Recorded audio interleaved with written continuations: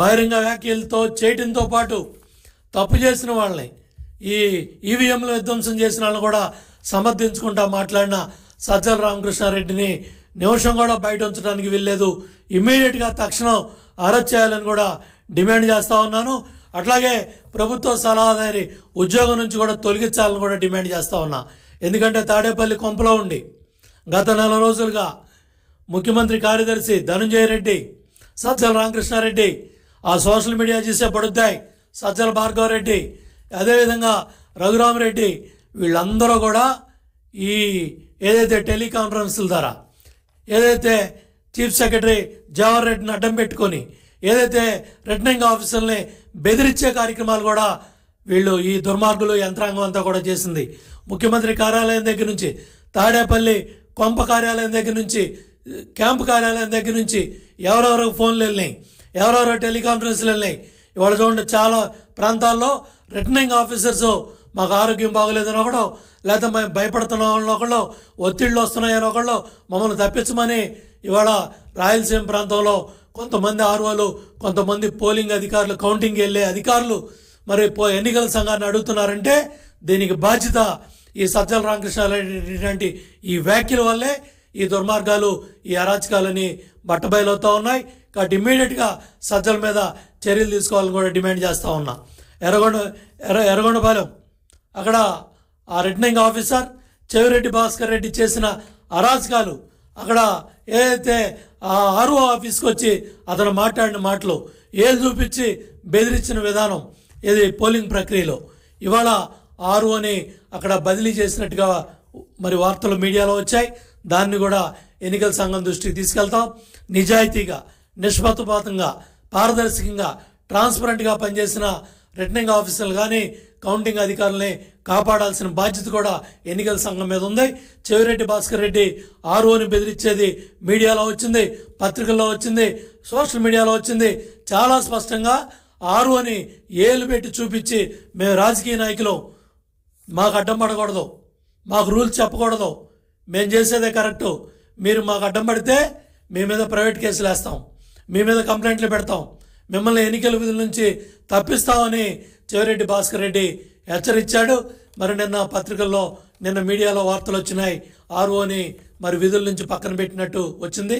దాన్ని కూడా ఖండిస్తున్నాం. దాన్ని కూడా ఎన్నికల సంఘం దృష్టికి తీసుకెళ్ళి మళ్ళీ నిజాయితీగా పనిచేసే అధికారుల్ని కాపాడాలని చెప్పి కూడా కోరుతా ఉన్నాం.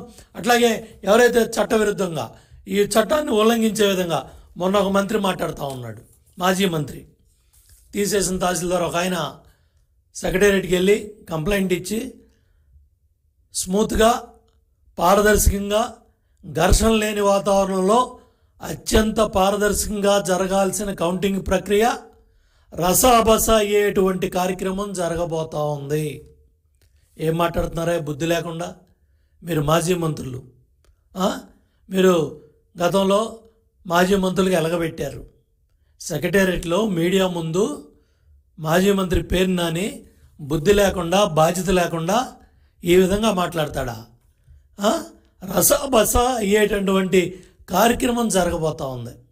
వీళ్ళందరినీ ఇమ్మీడియట్గా క్రిమినల్ కేసు బుక్ చేసి అరెస్ట్ చేయాలి. ఎందుకంటే ఎన్నికల సంఘ విధుల్ని, కౌంటింగ్ ప్రక్రియని దెబ్బతీసే విధంగా మీరింత బాధ్యతారాహిత్యంగా, ఇంత దుర్మార్గంగా, రెచ్చగొట్టే విధంగా మాట్లాడతారా? అదేవిధంగా ఎవరైతే చీఫ్ విప్పులుగా పనిచేసిన వాళ్ళు కూడా ఇవాళ కూడా మరి మీడియాలో బాధ్యత లేకుండా మాట్లాడుతూ ఉన్నారు.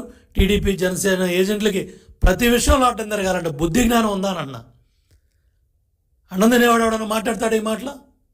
కౌంటింగ్ ప్రక్రియకి వెళ్ళేవాడికే, మీ ఏజెంట్లకే మీరు చెప్పే మాటలో టీడీపీ, జనసేన ఏజెంట్లకి ప్రతి విషయంలో అడ్డం తిరగాలంట. ఏం తిరుగుతారా?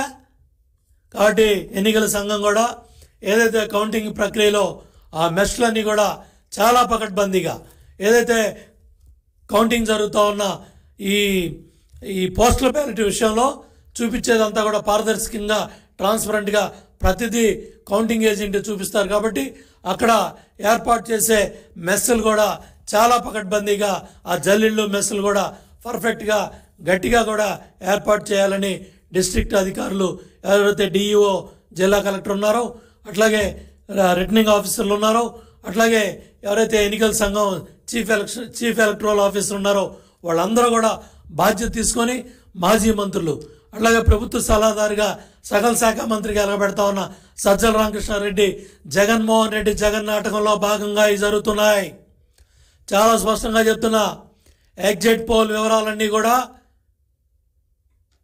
లండన్కి వెళ్ళిపోయాయి. లండన్ కొంపలో టీవీలు పగలగొడతా ఉన్నాడు జగన్మోహన్ రెడ్డి. టీవీలు పగలగొట్టమే కాదు, ఇక్కడ సజ్జలుడికి చెప్పాడు, బుద్ధి లేనాడా ఇమ్మీడియట్గా మీడియా ముందుకెళ్ళి చెప్పు, మేము గొడవ పడతాం, మేము గొడవలు చేస్తాం, మేము అడ్డం తిరుగుతాం, ప్రధానికి అడ్డం దిడ్డంగా మాట్లాడతామని మీరు మీడియాకి చెప్పండి. మీడియా ద్వారా మన కౌంటింగ్ ఏజెంట్లు చెప్పండి, చీఫ్ కౌంటింగ్ ఏజెంట్లు పిలిపించి వాళ్ళకు ఉద్బోధించండి. కాబట్టి నేను వచ్చే లోపల, లండన్ నుంచి వచ్చే లోపల ఈ దుర్మార్గాలు చేయమని జగన్మోహన్ రెడ్డి జగన్ నాటకంలో భాగంగా ఈ సజ్జలుడు, ఈ బుద్ధి లేనాడు ఒక బాధ్యతగా మాట్లాడాల్సిన ప్రభుత్వ సొమ్ము తింటా ఉన్నాడు, ప్రజలు కట్టిన పన్నుల డబ్బులు తింటా ఉన్నాడు. అన్నదన్నా గడిదన్నావా?